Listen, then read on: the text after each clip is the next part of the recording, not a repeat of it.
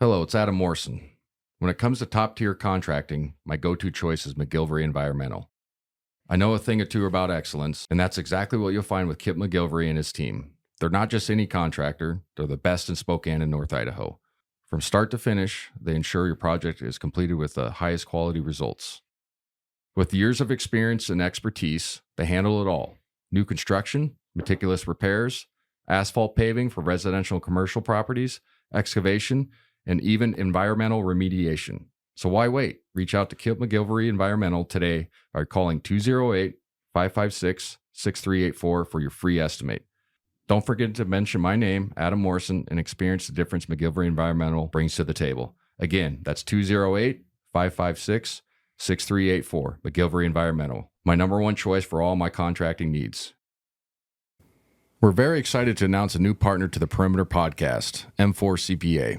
M4 CPA is a family-owned accounting firm passionate about helping businesses and their owners create a secure future for their families. They pride themselves on the quality of their work and put their clients first, ensuring they get the attention and care they deserve. Their mission is to provide exceptional accounting services to help you achieve your financial goals. M4 CPA is all about building long-term relationships based on trust, integrity, and transparency. With a team of experienced professionals, they offer personalized solutions to meet your needs. If you're a Perimeter listener, here's an exclusive offer for you. Mention the Perimeter Podcast when you reach out to M4 CPA and get a free business consultation to assess your financial strategies.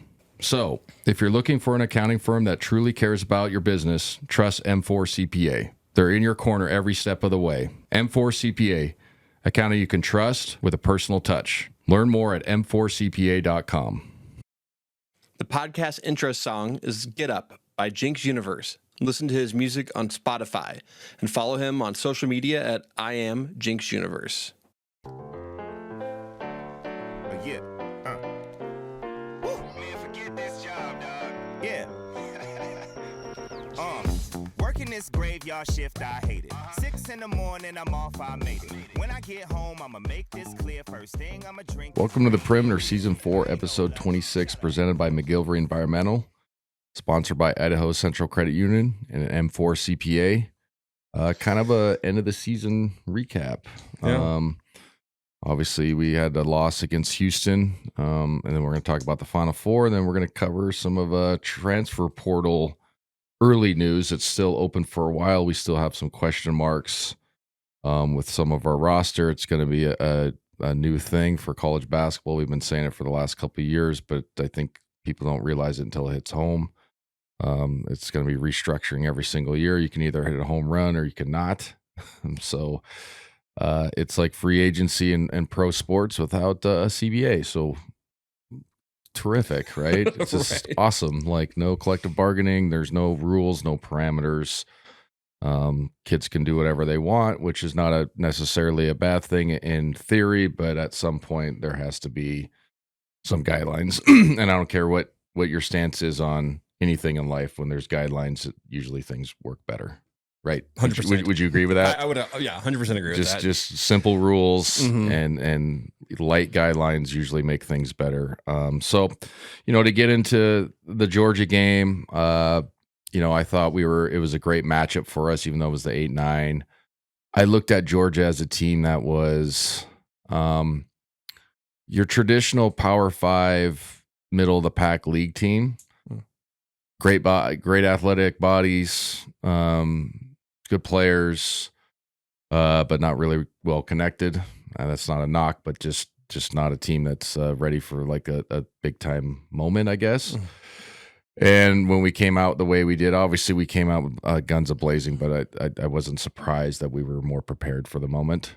And that's not a knock on their coaching, but we were just more experienced and understood kind of how to attack that situation. So, the game was probably over with, in theory, in the first 10 minutes, which was cool because you could relax a little bit and and do your thing, as a fan, and then, kind of get prepared for Houston. I know that sounds funny, but like, even the coaching staff can start, the guys who break down film and stuff can start being like, okay, let's start thinking about what we got to do.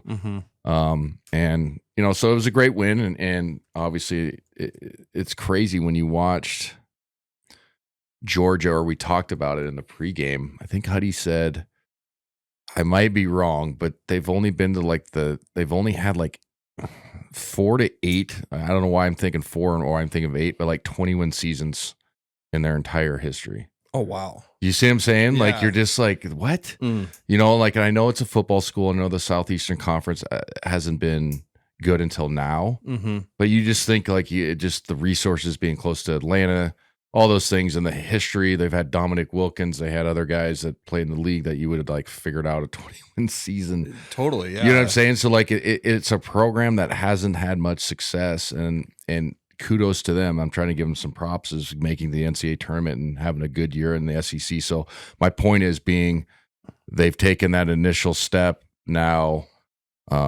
You know, hopefully for them, they can build on it, but they weren't prepared like we were for the moment is my point. And so the game went as I expected it. I'm not just saying it because it's after the fact. I would have, if I could have, I would have put $5,000 that we were going to win that first round game. You know what I mean? I was like, just watching their film and seeing how they weren't, just how connected they were compared to us. And then overall, you know, schematically and stuff, like, oh, we're probably going to win this game unless we play really bad. But I felt good about it. So, you know, going into the Houston game, you know, you knew you were going to play Houston. They played before us, but SIUE sounds like a community college. No offense.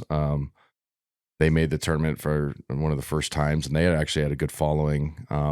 And they gave Houston some trouble for a little bit, but it was just an outmatched deal, 1 through 16. So, you know, you knew pretty much you were going to play Houston, and it was cool seeing those small colleges get in, and the fans were terrific, and they were excited. Like, I don't know if people have never been in an NCAA tournament game. I know it's you know, it's hard, but like just the atmosphere when you walk in and the vibe is just cool. You know, no matter what game's going on. I love getting there earlier, and obviously I get to sit courtside, so that changes the vibe a little bit. For sure. You know, just put on a lanyard and go sit and watch without even being on the air. But just how excited people are. Everybody cheers every possession, and every possession matters. All those cliches, but it's like it's just a different vibe. And you know, watching Houston up close, it was like, okay, yeah, it's as advertised. Like we knew right away. I was like, ooh, this is going to be a tough matchup. And I thought to start the game, you know, we had our for this season our kind of our bad start out of the locker room, as Huddy always says, either second half or, you know, start the game out of the locker room, start that didn't bode well for us. Now,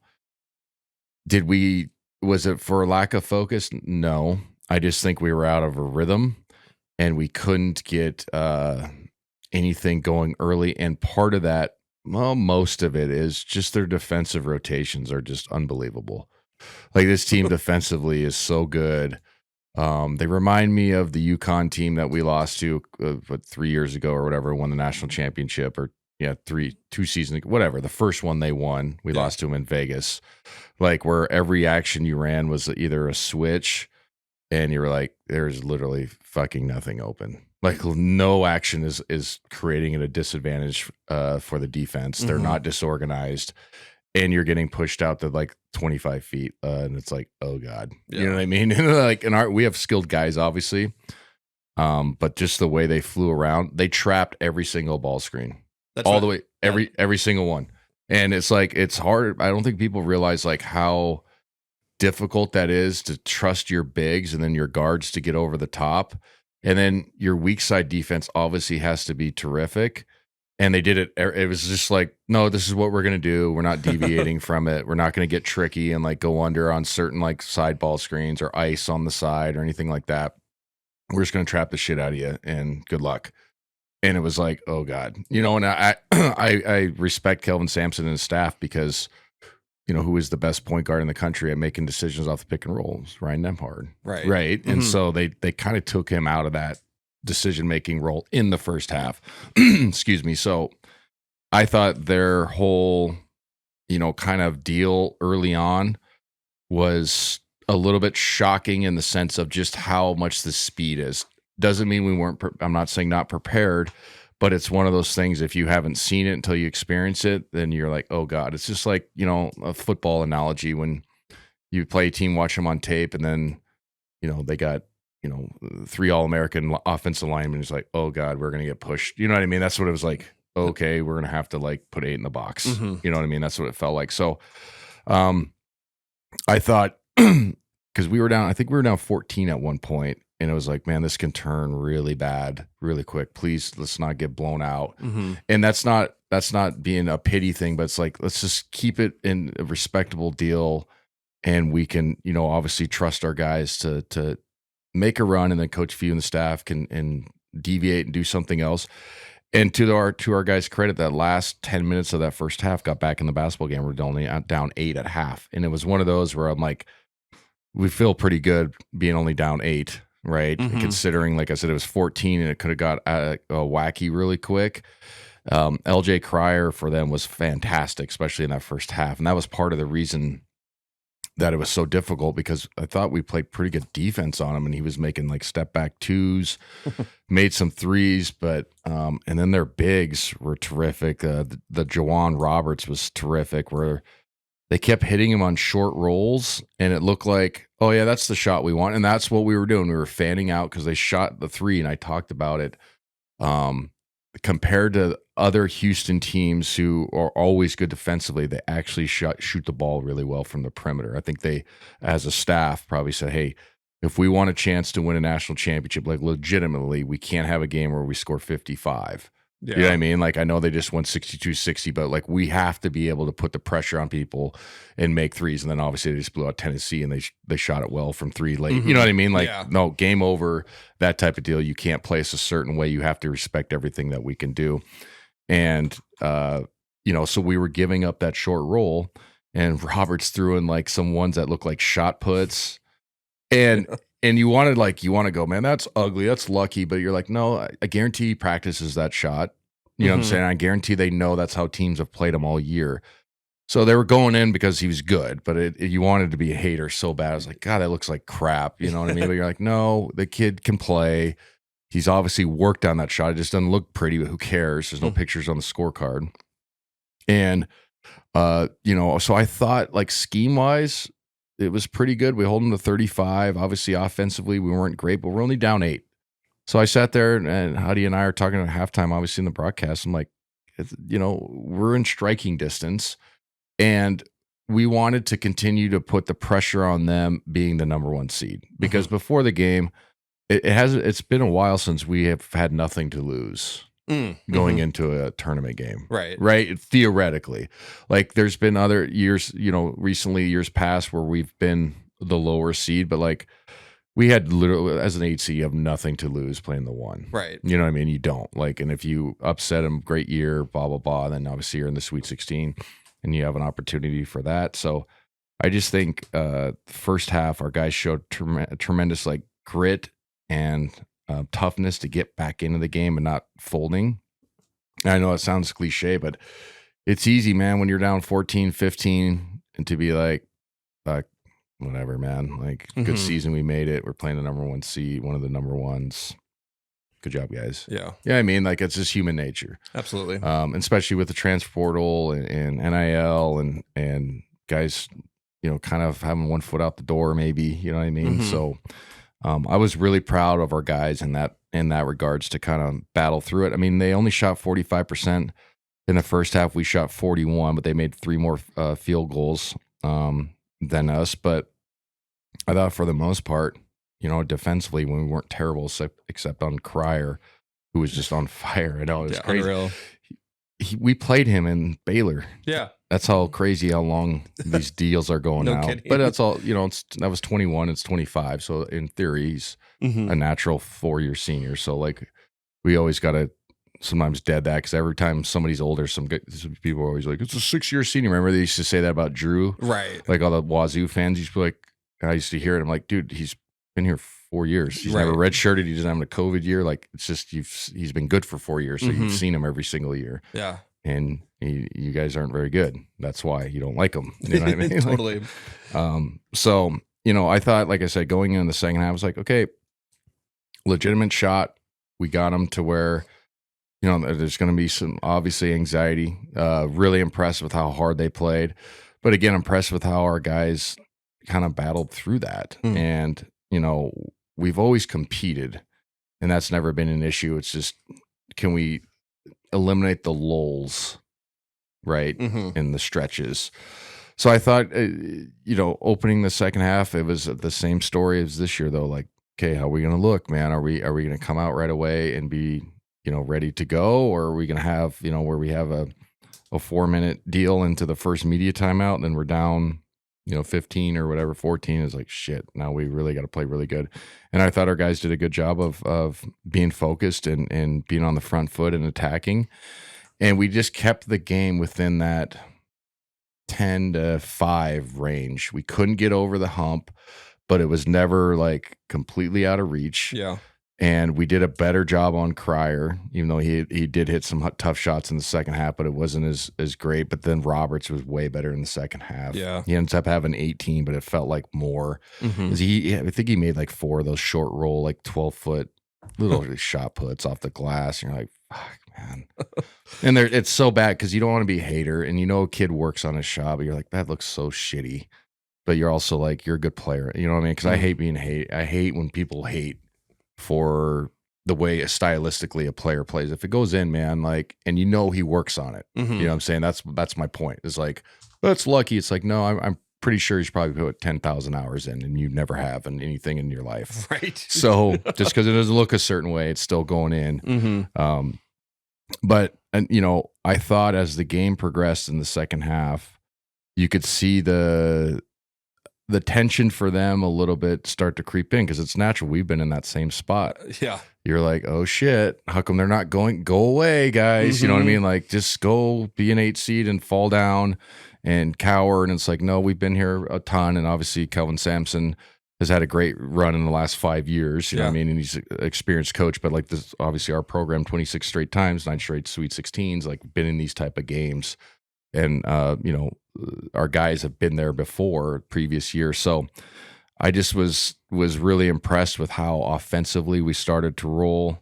We shoot at 60%, almost 61, 14 and 23 in the second half, 6 and 9 from 3. Again, it's the story of when we make threes, we're a totally different team. Mm-hmm. We go 9 for 20 overall, so that's great.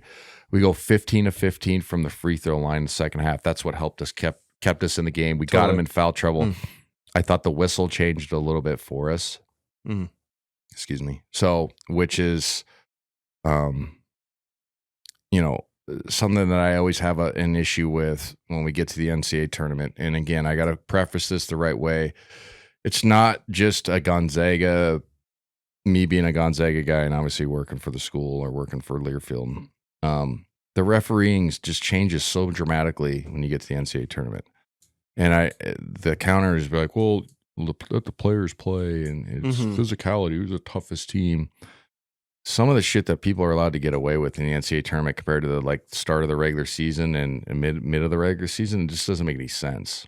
Right. So my point is the first half, extremely physical, and they were allowed to do their shit. That's what they do. Second half, we started getting a whistle that I think is more conducive to skill. We get the whistle and we start to come back. You know what I'm saying? But it was just refs so differently, contrastically. And it's just pick a side, guys. Yeah. And I think there needs to be there probably is some umbrella national federation, but I know they'd go on regions. That's the issue with me. I think sometimes with college basketball, it's just officiated so differently from parts of the country and parts of or certain conferences. And now the counter's like, well, you guys play in the WCC, it's weak. It's like, I'm not saying that. I'm saying, NCAA tournament wise, it's got to be ref the same as it has all season long. And it's always such a dramatic dip in foul calls or what's allowed and then what's allowed at the rim and what's allowed on the perimeter.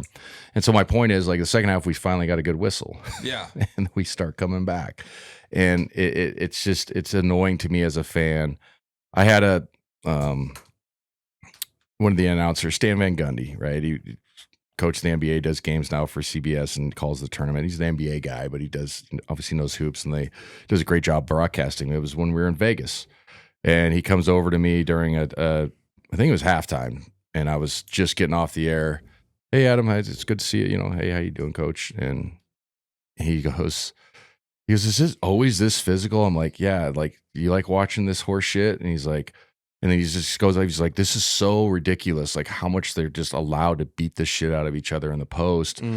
And he was right. Yeah. And it's just like, yeah. And I was like joking. I'm like, yeah, I got to watch 40 of them live every year. You know what I mean? And he just starts laughing. But it's just like, we're not saying don't be tough or not allow that, but just the physicality part and what's allowed around the rim sometimes just doesn't make any sense. But then on the perimeter, they call something totally different. You know what I'm saying? It's just so weird and so random. And I know there's 330 teams compared to 32 NBA teams. I know it's the professionality. I get all that, but the way the officiating needs to be, the umbrella needs to be tighter, in my opinion. And that's just my take on it. And I think sometimes you get to the NCAA tournament and you see these low scoring games, and it wasn't ours. Ours was good basketball, especially in the second half.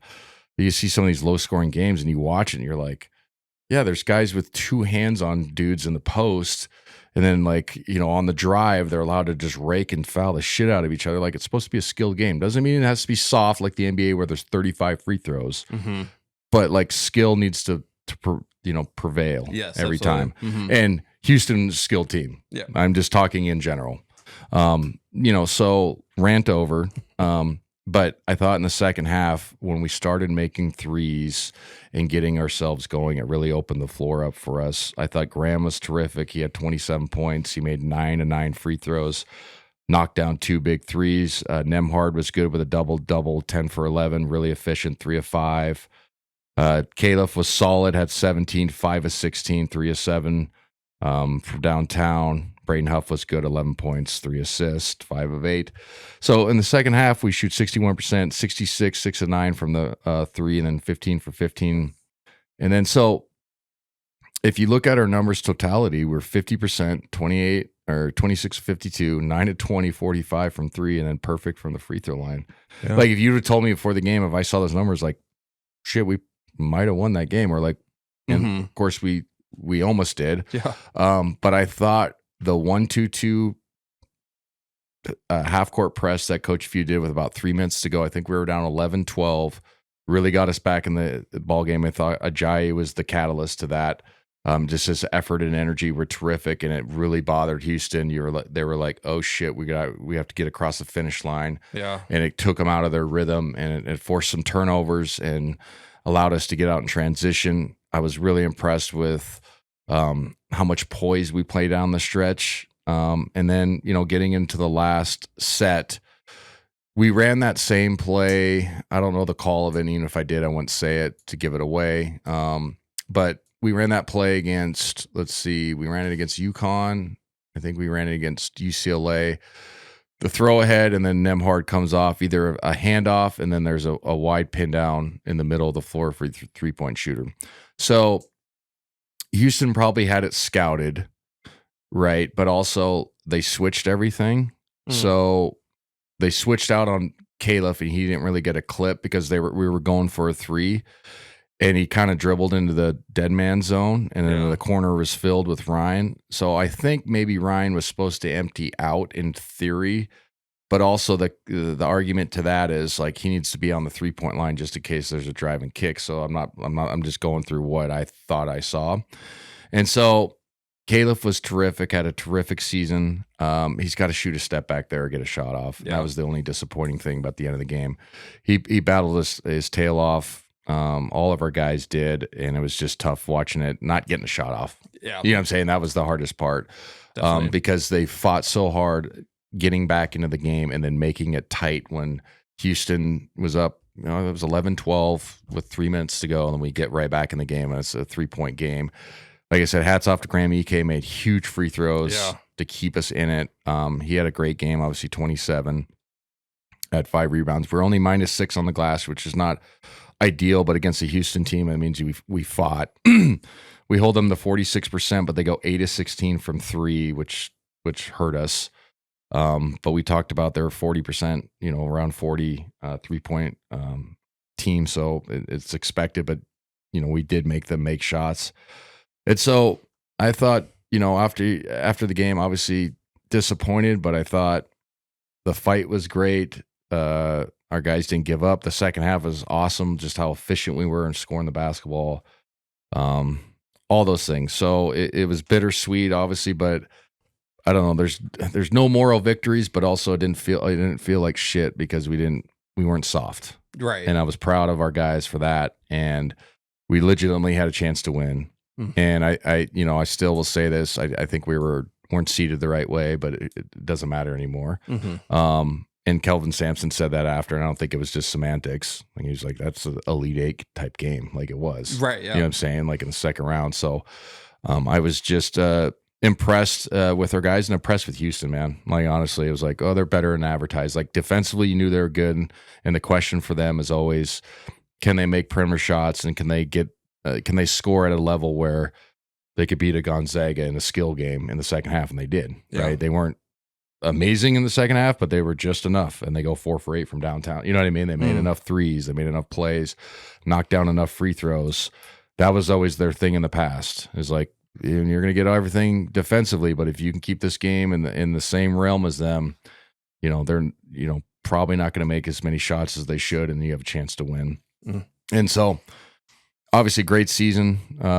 It broke the streak, though, 9 straight Sweet 16s. We're going for 10, but I thought, our guys battled. There was a time during the season that we didn't even think we might have made it, right? I mean, I always thought we were fine metrics-wise, but also, if you go back to it, and we're going to reference it next year, is like when we're looking at KenPom and net, like we're 8 in the net and we get an 8 seed. So like, what does it matter? You know what I mean? Like, so I don't know, like for next year, do I keep referencing it? Because that was one of our biggest things to counter everything. Yeah, I know it really was. And, but I was going to say, you brought up a stat in the interview, with Ben and the WUB. No, wins above bubble. Wins above bubble. And I was like, I went and looked at those stats afterwards, and I was like, this makes a lot more sense, because throughout the year we were ranked like in the 30s. Like, and I was like, oh, so this, looking at this stat would probably have given us a little bit more insight of like where we are at, like bracket wise. Note it, and we'll put it in the back definitely. pocket next year. And so when we have the pod, but we're not killing ourselves, but we were just, I guess, off on the seeding, but we knew we were in. Yeah. You know what I mean? But also, again, it's like, well, what does net mean then? If it's, you know what I'm saying? Like, is it that, does it matter that much? Apparently it has to, or the metric wouldn't be recognized, or the algorithm, whatever you want to call it. But also, I thought at 8C was just difficult, but again, terrific season. I thought Graham was terrific. I think having Braden Huff in the starting lineup for that last stretch was awesome. I think they can both play together because they both have eligibility, and we've gone 2 bigs a lot before this last like 5 or 6 years. So it's not a totally foreign concept to us, right? No, it used to be Shimmy, Zebo, J3, Brandon Clark. I know he's not your traditional big, but he was a duck-in guy. Right. Rui was a flash high post guy. Right? You know what I'm saying? You just keep going down the line. Like, we've had 2 bigs a lot. I mean, Chet and Timmy was a great. Chet and Timmy, exactly. You know what I'm saying? So like, it's totally feasible, and it's totally in our basketball realm as a staff for them to figure that out and play that way. So hopefully that's a sign for next year, and things of that nature. But, getting into the transfer portal, Dusty Stromer announced probably a day. The Perimeter will be right back after a word from our sponsor.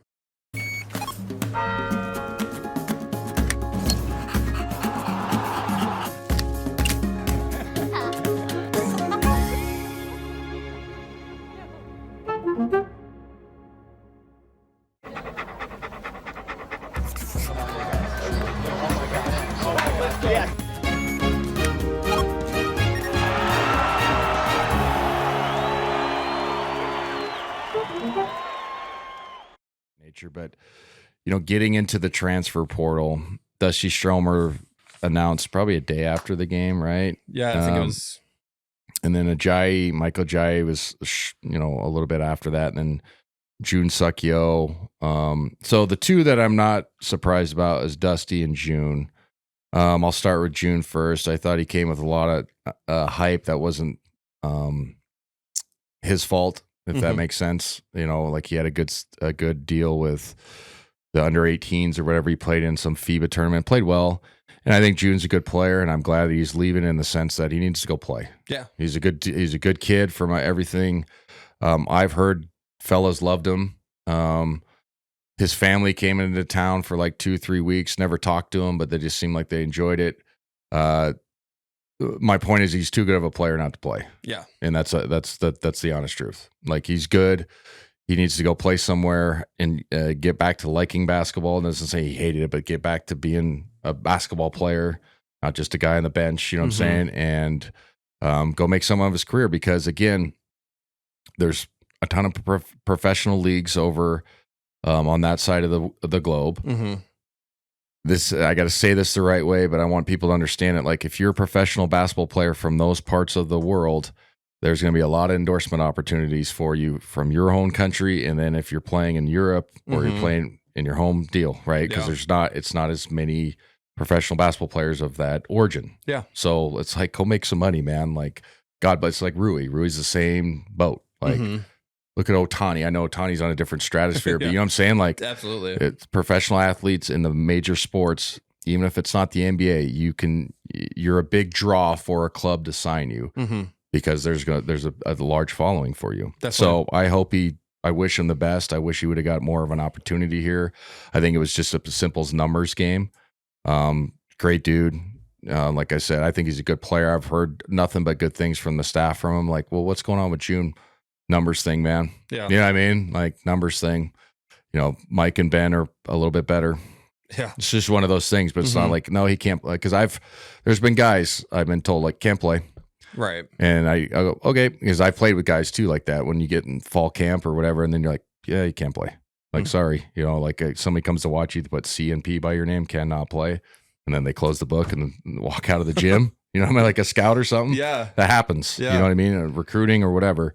So it wasn't one of those situations. And he, I wish him the best. I hope he either stays in the NCAA or maybe goes back to, Korea and plays in one of those leagues, or Japan, or you know what I mean, or even Europe. Like, go play, and go be a professional basketball player. So wish him all the best. I mean that. And then on to Dusty Stromer. Interesting case. I think he was a top 50, top 40 recruit, highly touted out of somewhere in California, the Sherman Oaks or whatever, and had a great freshman season at the first probably half to 3/4, wouldn't you say? Yeah.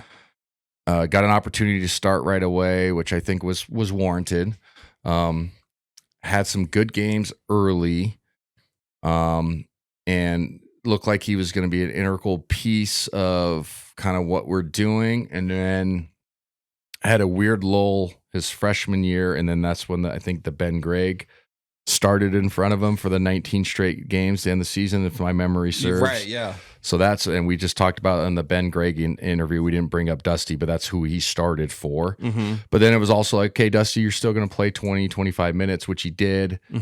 So I think it's an easier, softer blow. And sometimes, as a perimeter scorer, it's not a bad thing to be like, hey, when I'm checking in, I'm probably going against the other backups, and I could be a second unit scorer. That's a real thing.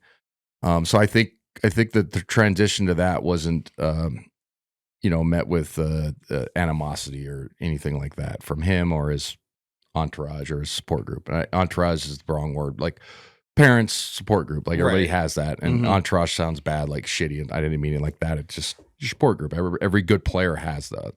AAU coach, trainer, parents, cousin. You know what I mean? This is real. Like, anybody from any walk of life.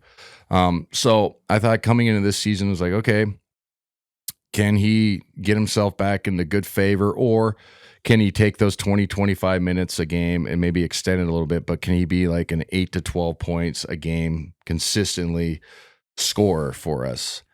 And, really improve his body, improve his kind of overall game on like being able to take people off the dribble, not just being a catch and shoot guy, which it's not a bad thing in this offense because it's a floor space DHOs with zoom action. So there's going to be some, side ball screen 2v2s where you're going to have some tags and you're going to get wide open, but going against the closeout, and it just didn't seem that way. And I got to be completely honest. Great kid, kind of a quiet kid. Fellas liked him. I've only talked to him a few times. I helped him his freshman year with some shooting stuff. Was very attentive. We worked out. He was attentive and all that stuff. But I just think there was a little bit of disconnect this year. I don't know if it was bringing in Caleb Battle on the perimeter. But that's the reality of high level athletics, pro or not. Mm-hmm. They're always going to try to improve their roster, and you have to be prepared for that. And you have to make sure that you're not in the position where they want to improve the roster, if that makes sense. Mm-hmm. That's just the reality. Like, a quick story about myself. I was not a highly touted high school recruit, but I was in Spokane, Mm-hmm. and so they knew who I was and broke the GSL scoring record 2 years in a row, all that stuff, all time. I broke the single season, did all this crazy stuff scoring wise, just flew on the map. So they're like, okay, we'll take this kid. And then the next season, who's a friend of mine, David Pendergraft, was averaging like 35 at Brewster, same position. And for a second, I was like, why the heck are they recruiting him? You know what I mean? But Right. they don't care. You know what I'm saying? Like, it's just the exact same position, same style. That's the whole point. Right. So, like, you have to be prepared for, they're going to improve their roster. They have every single right to.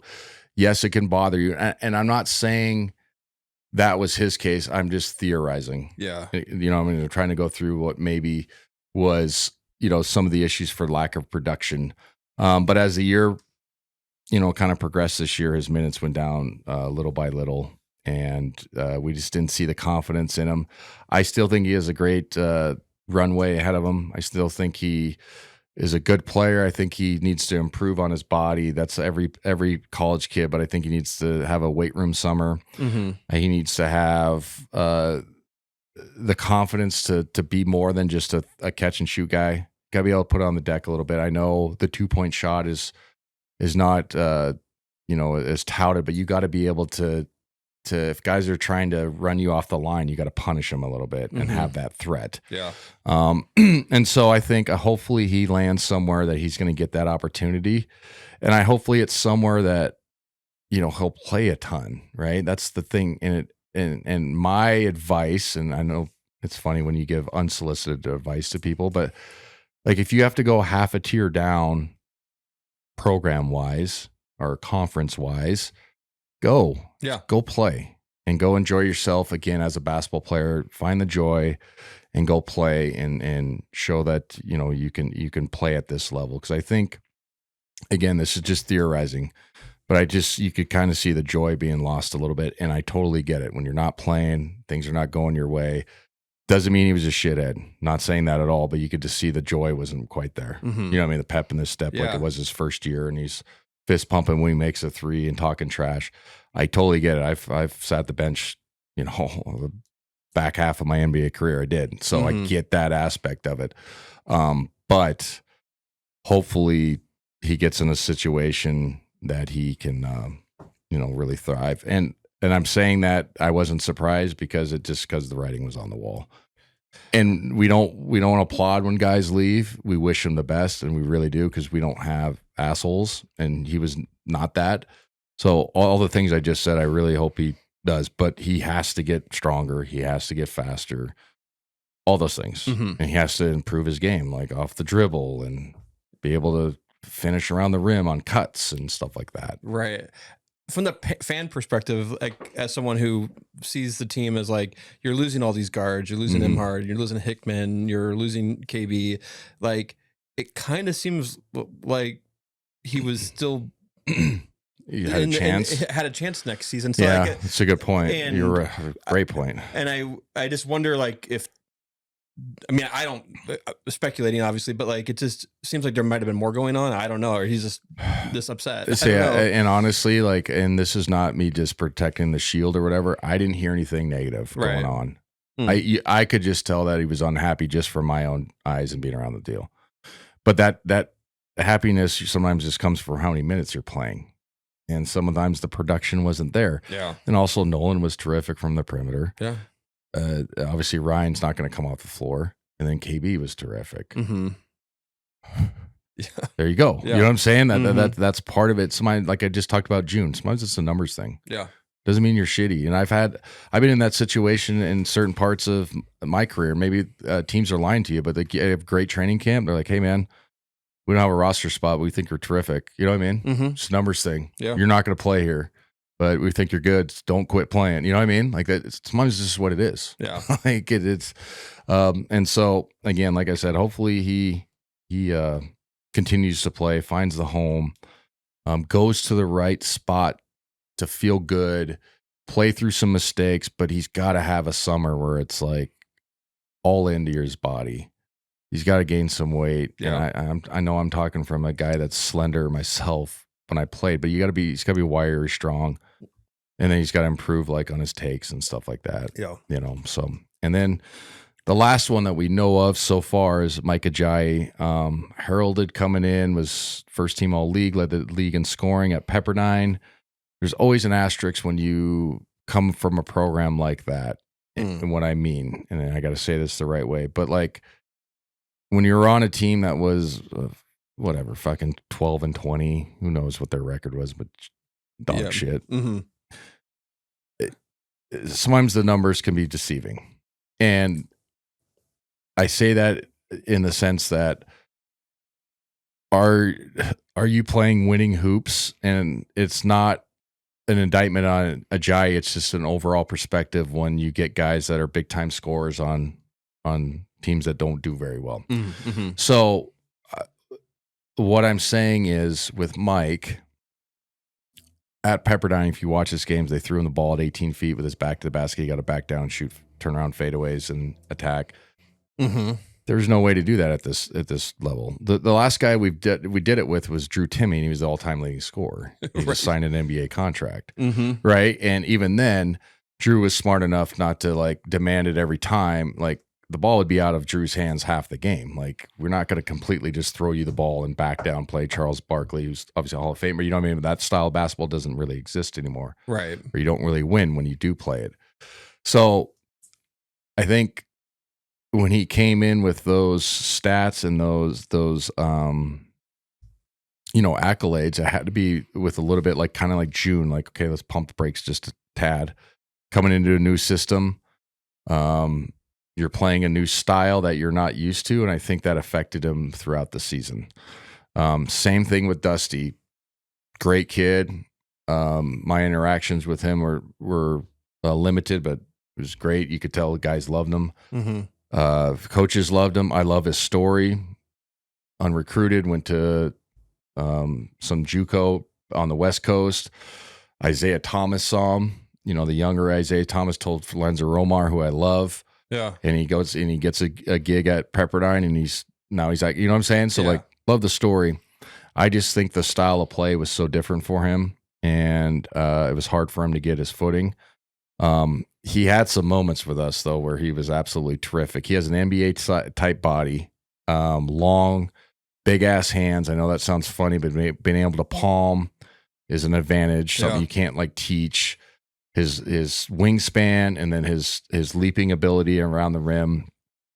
Same with Dusty. He needs to go somewhere where he gets to play. But my caution for him would be, again, unsolicited advice, is if he wants to play professionally, especially the NBA, because he was on draft boards the year before, like second round, like he was on like late first round, early second round, like that was his draft, status or like his grade or whatever they call it. Yeah. Is you're going to have to play kind of in our system where it's space the floor, dribble hand to Huff, zooms, high ball screen, and you're the help guy standing in the corner, and it gets kicked in. You got to make it, or you got to shoot 40%. So that's the thing is I hope he goes to a spot where he gets to play more, but he plays in a similar style, because that's professional basketball these days. Obviously, not everything we do is pro style, but I mean, just look at the jump we've had of NBA guys go to the league in the last 10 years. They're already playing a pro system, right? So the transition's usually a bit easier for them, right? And that's part of the reason Chet came. It's part of the that's one of the reasons Jalen came. Jalen could have gone anywhere and shot 25 times a night. He came to Gonzaga and shot 12 on average 14. but it made him a lottery pick because they go, oh, you can play this style. Right. You know what I'm saying? Like, you know how to come off and read a ball screen and come off, and if they go under, you hit. If they come off, you hit the short roll. If they come off, you hit the corner. The tag goes, you hit the corner. You know what I mean? That's all his parents cared about, and it was genius. And that's why Chet came. It's like, okay, I'm just going to come here and show that I can play professional style. Right. You get what I'm saying? Yeah. So hopefully Mike will recognize that, because I think he has a pro style game and body. Obviously, he has to improve. He's got to shoot a shit ton of threes every year this summer. Like he does. And I'm not trying to make fun of him, but it's like, man, you got to get to the 35 to 40%. So like he has to like shoot like 300 a day every day this summer. And you can change your shot in a summer, but it's like grueling work. You have to be committed to it, but also the counter is like, hey man, if you can make yourself a comparable 3-point shooter, you will have a legitimate chance to play in the NBA. Yeah. Like a legit shot.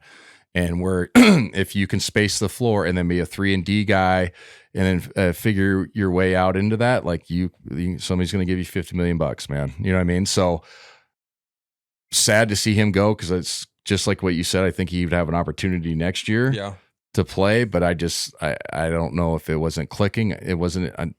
I don't think it was anything like no negativity or anything like that. So hopefully he gets a chance to play and thrive. And I wish the luck to all those guys. Like honestly, they're all good kids.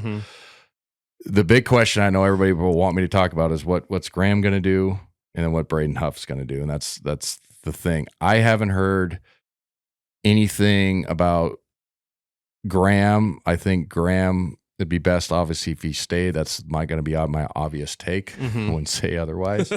But I think, my guess, I don't know this for sure, but he's probably seeing what he can get contractually or whatever, money-wise.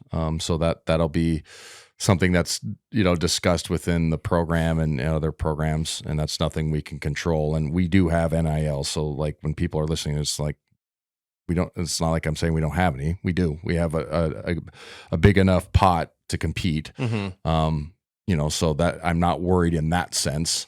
It's just how much of the pot, you know what I mean? Because usually there's a certain amount that every school has, just like anything else. There's a budget, right? Yeah. You know what I'm saying? And then Braden Huff. Braden Huff's the one that's, interesting because he's come off the bench in still the last 3 games.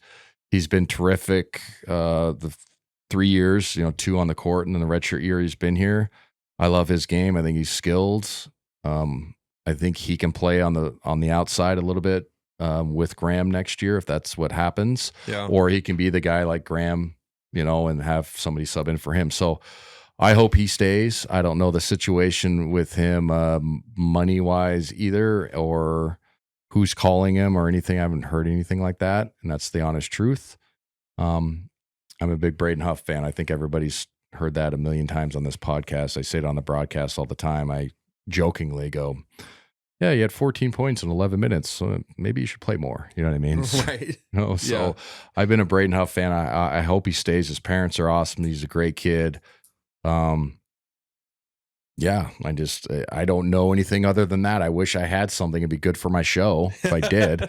But I haven't heard anything, and I wouldn't ask anybody to gain that information because it's top secret or whatever. So I think they can both play together and thrive. They showed that, and like I said, we've played with 2 bigs before many a times, and I hope it works out for next year. But again, just like any college basketball and college football season, it's going to be like this from here on out. Yeah. Unless you find a special group that all doesn't want to leave, but that's rare.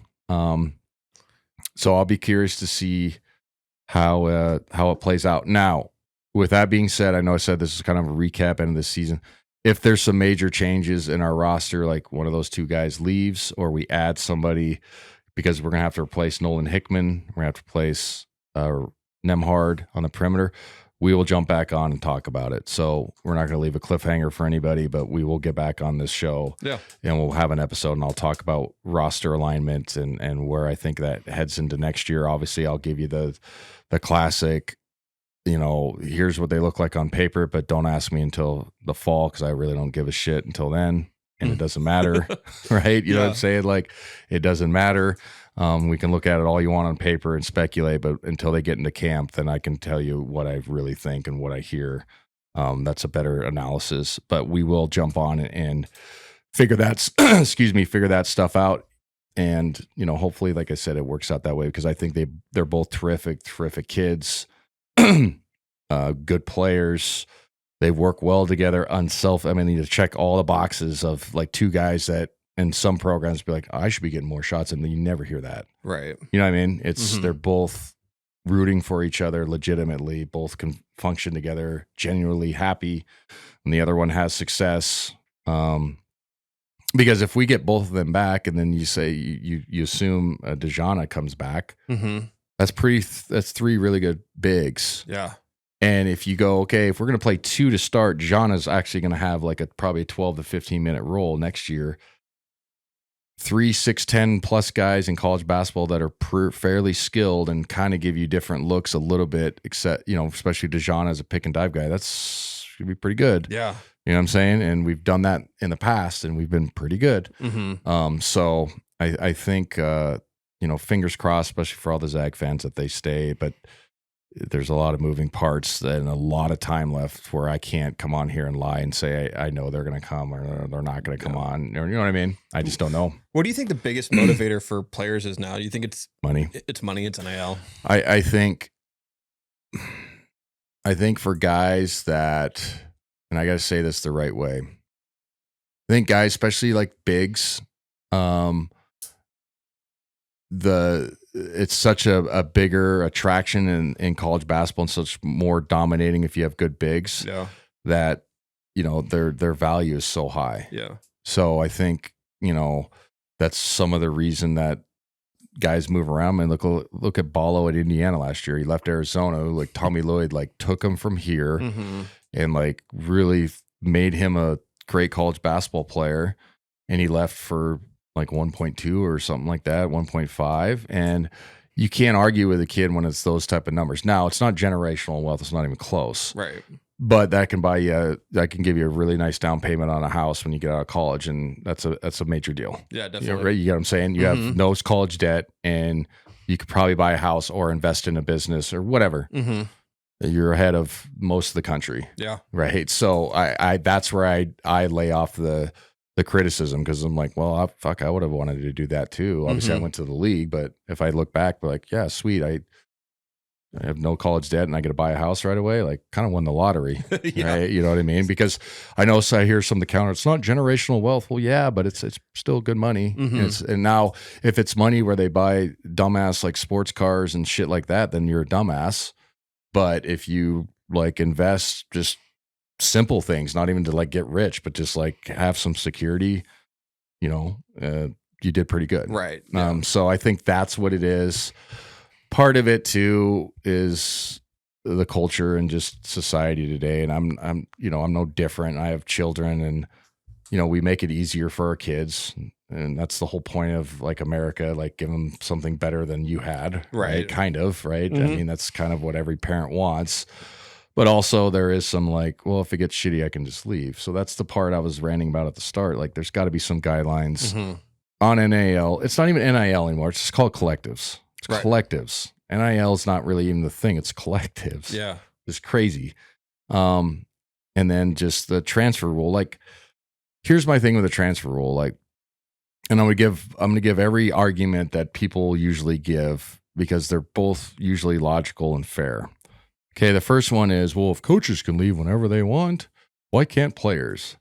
Very true. Like, there's been many times in the past where, you know, a kid commits to a coach and the coach knows, I'm out of here in 6 months, but I'm going to recruit the shit out of you just so I might have a good 6 months with you. But the next job that opens for $50,000 more a year, I'm fucking out of here. You know what I mean? So that was unfair. And the kid couldn't leave right after that, because then you got to play for somebody or transfer and wait a year. And somebody that comes in might not like you, and you're stuck and you're in purgatory, and it could derail your career, can derail your mental health, all the things that matter. Okay, that's fair. And then the counter to that is, Well, now we've become basically minor league sports with no CBA, where you can go. There's guys that are 4-4, 5-5, 5 schools in 5 years. Yeah, That's fucking crazy too. Mhm. So what's the point of is like academics like at all anything of this? No, it's not. No. And everybody will counter to that. It's like, was it ever that before? And it's like, well, yeah, they used to count APR, like your overall GPA rating, and then if you had guys that graduated, so like if you were below a certain APR, you actually got like sanctioned and in trouble as a program. That means you weren't getting guys in class. There was no, student athlete aspect to it. Okay, and then another thing with the transfer rule, it's actually supposed to be one free one. Okay, Yeah. but all you have to do is claim hardship. That's why it's become completely wide open. And so what hardship means is, and obviously it's pretty self-explanatory, but if I, say Brennan bullied me for however long and I can't, deal with it, which is legitimate, then I have a right to transfer. Well, obviously that happens in real life where there's somebody or your family member gets sick. There's always the realism, but then there's also assholes that abuse that. Right. Do you see what I'm saying? Mhm. So sometimes guys literally just go hardship. My uncle who lives 300 miles away is sick and he's not sick and you don't even know your uncle. And that's not even close to campus, but I have to transfer. Right. So that's the problem. There's no guidelines. And I'm most of the time in my life, in most situations, I'm a, free market, let people make their own decisions, just in pretty much anything. Mhm. Like if you want to, at 16, if you want to work for Wall Street, why can't they? If they're a whiz kid, whatever, you know what I'm saying? Yeah. But it's gotten to the point where we're like, pretty soon, guys, now there's only going to be, like the super power 5, like basically like 20 teams that can legitimately like compete in anything, football and basketball. Right. So like it's just going to turn into like a weird semi-pro league. Now, the other counter to that is like, well, the ratings are up. Mm-hmm. So I can't argue against that. It's like, maybe that's what people want. I just think that there needs to be just some parameters. I don't give a shit. And I actually applaud when guys make money. I don't care. I think it's great. Mm-hmm. I really do. But we can't bitch at your programs, or if you don't donate, that it doesn't work out when there's nothing in the pot. That's the counter. So like people got to understand, like, okay, a lot of the blue bloods are going to just start waxing everybody. What if you're the mid-major or even like, football? Look at Cam Ward. Right. Wasn't he at Washington State? Yeah. And then boom, you know what I mean? Like, good for him. But like the second that he had a great year, like, I'm out of here. Yeah. And it just happened to Idaho football. Their quarterback did the same thing. It happens in the basketball side. Gino Auriemma, like I think it was this year or last year, had a terrific rant after a Big East game or whatever conference the women's are. And I think they played like Rutgers or something, like girls. And he's like, this guy is a really good coach. He's like, he outcoached me tonight. I won. He's like, what's funny? He's like, I'm going to get his 2 best players probably after this season. And he goes, is that fair? And he's just like, no. And he's the one benefiting from it. But he's just like, this is totally unfair. Right. But if he's saying it and he's like, this guy's developing and coaching his ass off, and I'm probably going to get like his 2 best kids just because they'll want to come to UConn. But like, and he's just like, that's what I'm saying. That's my point. It's like there has to be a guidelines. Eventually, I think if there is something that will happen, it'll be Congress. But when Congress gets into sports, it's always like you're shaking your head. Remember when they did try to do steroids in baseball, and that was a fucking shit show. And I mean, you're just like, well, we have way more bigger issues in this country than sports, And so like to me, I'm like, well, okay, that'll be fun. Or I think schools will just start like demanding that players like unionize, or like you're an employee now and here's your 1099 or whatever W-2 and you have to fill this. You know what I'm saying? That's when it'll slow down. So yeah, it's a weird landscape, and I know everybody's been saying that over and over, but it really is, because you don't know who's coming back and what guy's in the portal, and you literally don't know. And then like I gotta tell you, man, like it affects college or high school recruiting. And I know some people might not give a shit, but remember when we used to talk about like, there's like 3 kids that were coming in and he played in a McDonald's All-American game, we might get him. Do we even talk about that anymore? No. I mean, not even close. No. You don't even hear about it. My oldest daughter's, a good player and getting recruited. Like it happens for all the sports. They're just less. The coaches are like, why would I recruit like an 18-year-old when I can go get like a grad student? Right. Who cares? I got to keep my job. Mm-hmm. So it's crazy. It affects everything. So yeah, hopefully we've done well in the portal. We've done well with grad transfers in the past. I have no fear that our guys, our staff doesn't figure that out because we have obviously a winning culture, winning style.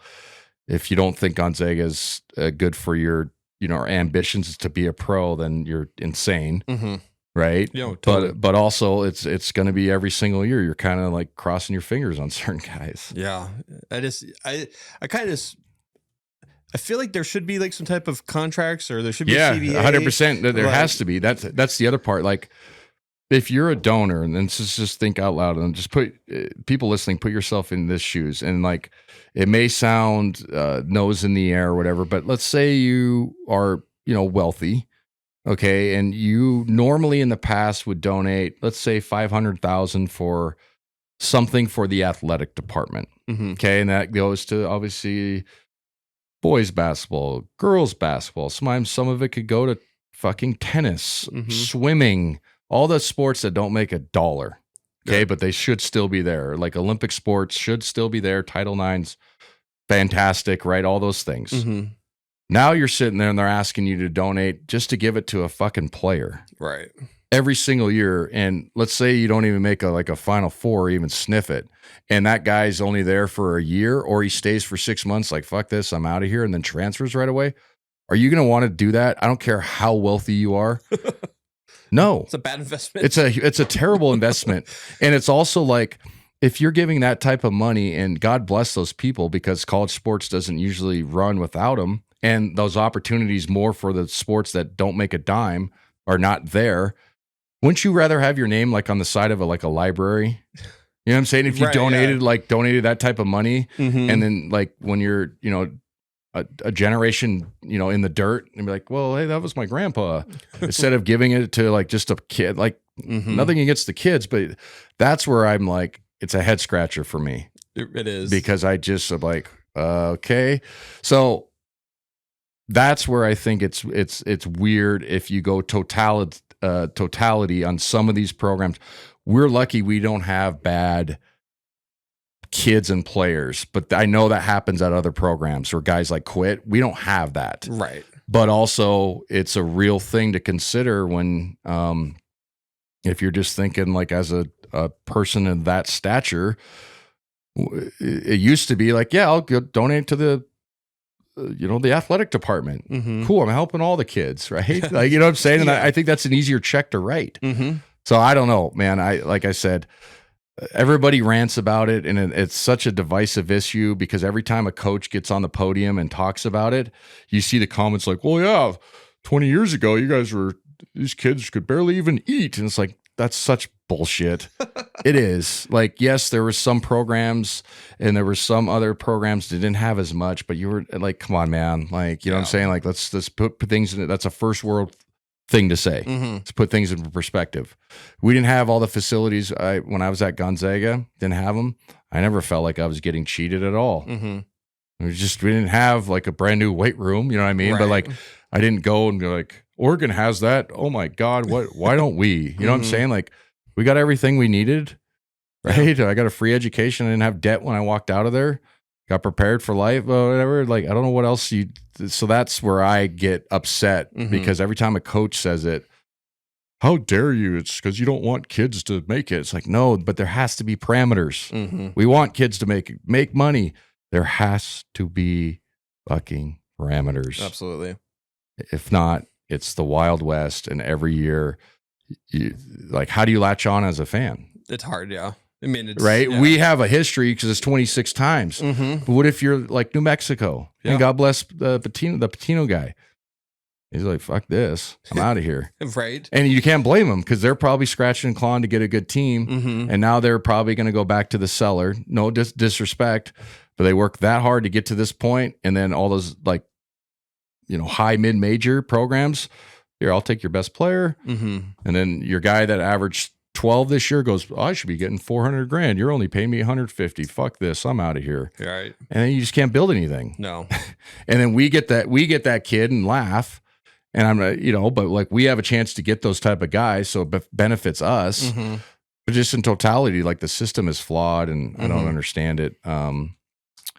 Because even ex-players, if you say they're like, oh, so you're hating, you don't want guys to get paid, you didn't get paid. I'm like, no, man, I'm in the business. Like, just just give us some parameters and then do whatever you got to do, man. Make as much money as you want. Like, literally, go ahead. Yeah. There's no envy or jealousy at all. It's just, it doesn't equate to what college basketball and amateur athletics are trying to be. Let's just call it semi-pro sports then, and then just like unionize it basically or whatever, right? Yeah, absolutely. No, that should be just make a giant power conference with like 75 teams, 3 divisions, 4 divisions, kick everybody else out, go down to NAI or to D3, because that's what some of these programs are going to do. Because they're just like, well, we can't compete with this shit. No, we don't have a donor base. We just can't. And so you're just like, well, good luck to you. And is that fun? No, it's not. No. So I don't know. Yeah. Man. Who knows? Listener questions. Got one about The Perimeter. We'll be right back after a word from our sponsor.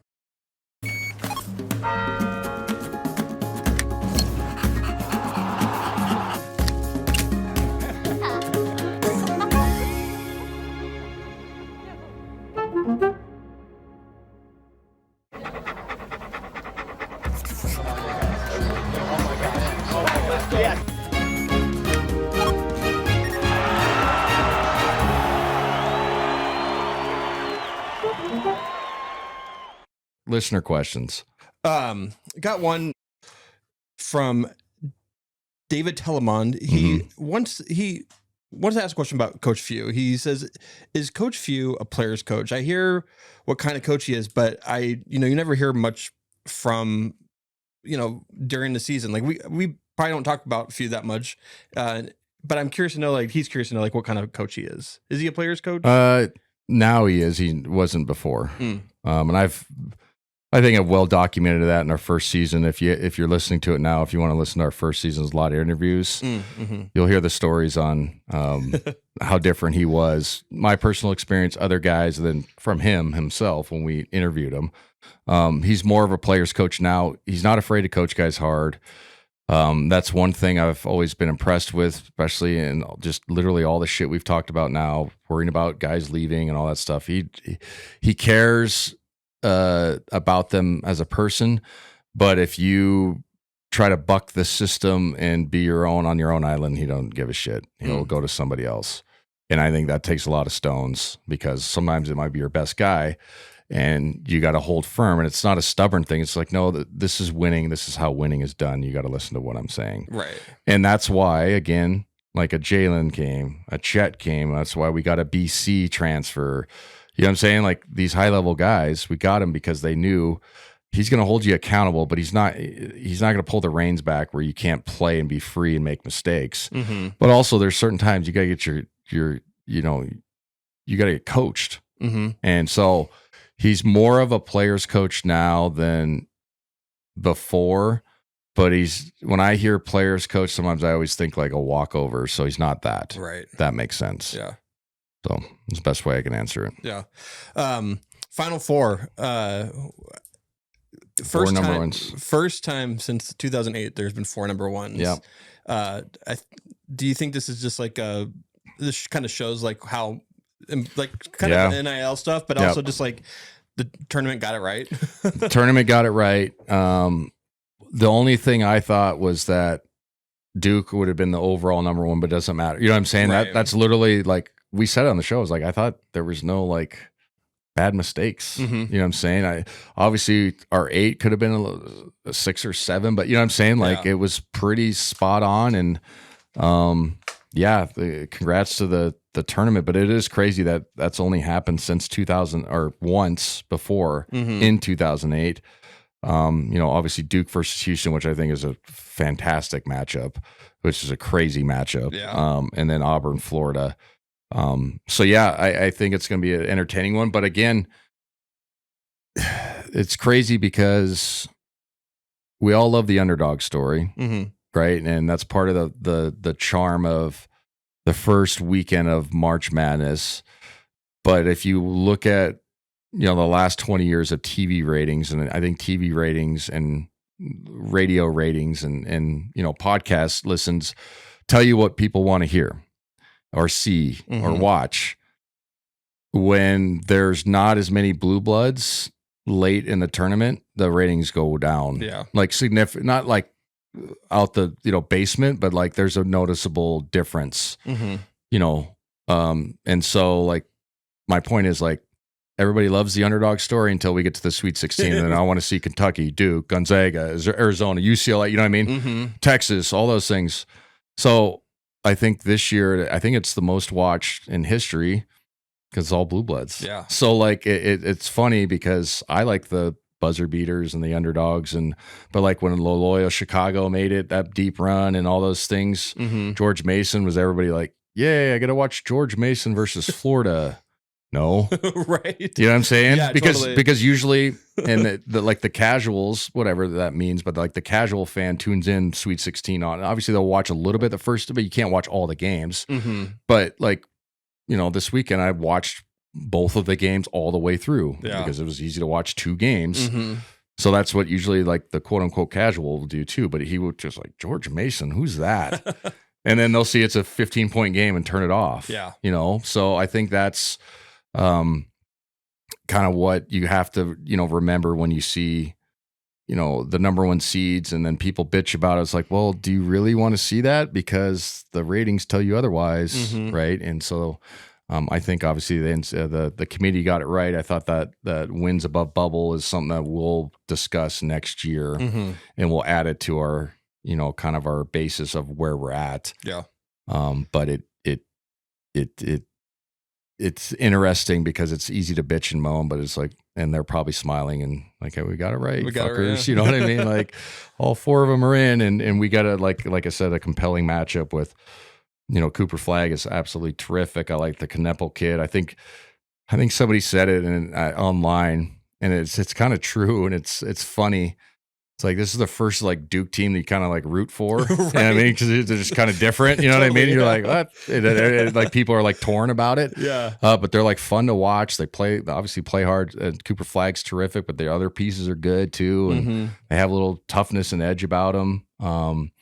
And so that matchup against Houston, who's one of the best defensive teams in the country, it's going to see like, and those are all like 21, 22, 23-year-olds playing like the 18, you know what I mean? Right, like, yeah, no kidding. So I think it's a compelling matchup. And then Auburn, Florida with an SEC, the background is terrific too. And Todd Golden, who used to be at USF. So there's a little WCC definitely aspect in it.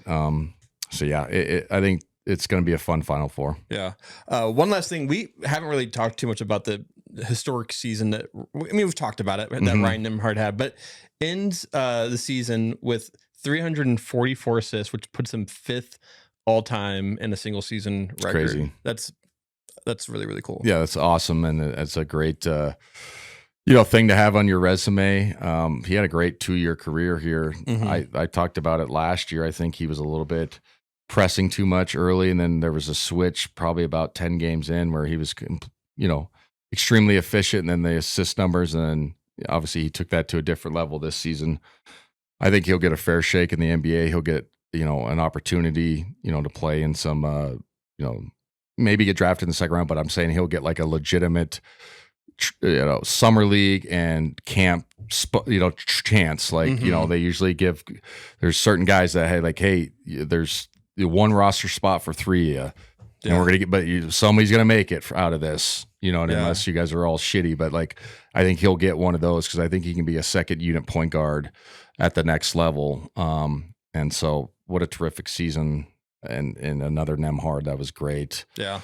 It was cool seeing his dad on the road. His dad's kind of he's kind of like me at a basketball game, likes to yell a lot and kind of get like into it. And so it's kind of cool. And he'd sit behind us and, sorry guys, can you hear that on the air? I'm like, just a little bit. That's fine, man. We don't give a shit. Like, But he was cool. He's like, man, I'm gonna miss this, and you could just see the like, hey, man, when you coach your kids and you have this long journey and you get them to the spot that they're at, obviously it's the majority of them, but you got to give them the tools and they put in the time, then it's starting to come to the end. You could tell, man, that's, you get a little emotional with him. You're like, yeah, because he's like, man, I miss this. It's going to suck, in a good way. He's like smiling. He's like, man, I love coming to this stuff. And so Ryan had a great career and his brother was terrific. And we're glad we landed him. And definitely. I mean, that's an all-time.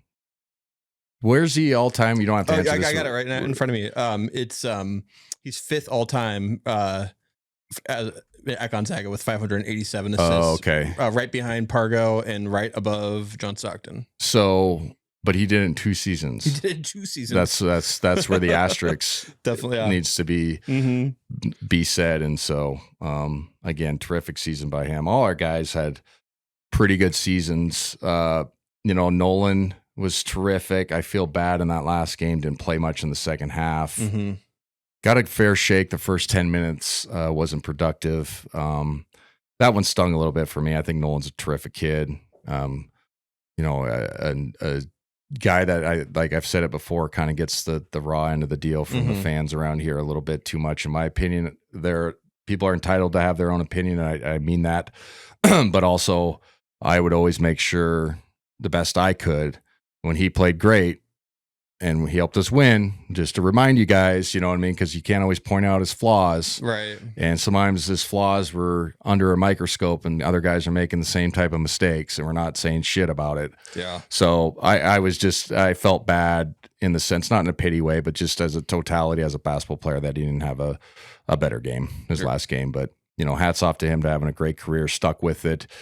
It's another kid that could have easily said, fuck it, I'm out of here. Especially when they brought Nembhard on and they moved him off the ball, which was the right decision, but that's a tough pill to swallow because they're basically telling you somebody else is better than you and making decisions at the point guard position. He accepted it, had great season, shot 40% from 3, had some big time games. Like I said, great kid, quiet kid, but great kid. Was more of a leader this year. Yeah. Cool family, they were always cool to see around, like, love their son and stuff like that. Just good people. And so I wish him the best, and he'll get a chance to summer leagues and stuff like that. And hopefully he continues to play somewhere. Yeah. He's a Zag, man. So it sucks when you watch these guys cover him for 4 years and they get to the end of it and they don't play as much. Yeah. It's how it shook out, but you just feel bad in that regards. Like I said, not a pity thing. We're just like, man, damn it. You know what I mean? One of those, like, hanging their son, Totally. Not in a disrespectful way, but pat him on the back like he had a great career. Yeah. So anyway, thanks for listening. Thank you to our sponsors, McGillivray Environmental, Idaho Central Credit Union, M4 CPA. We'll be on maybe with an interview shortly. We're trying to figure that out. We'll get it squared away. And then any transfer portal news, we'll hop on an episode because it's going to happen, good or bad. Yeah. And we'll talk about who we're adding because it's, you know what I mean? And things like that. So keep listening. Yeah.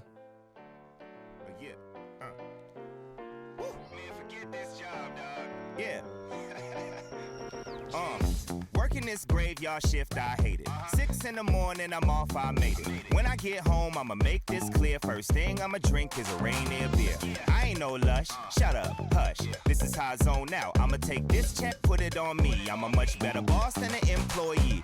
Just cause you got time, don't waste time. It's about time, feel the sunshine. You got time, but don't waste time. It's go time.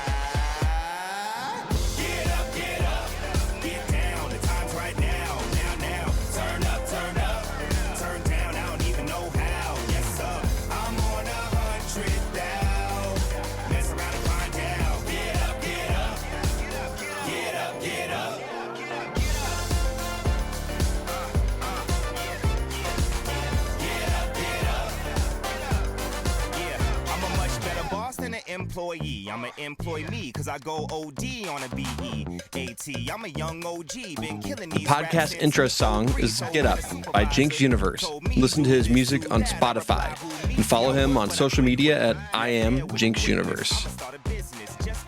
Produced locally in Spokane, Washington at Spocast.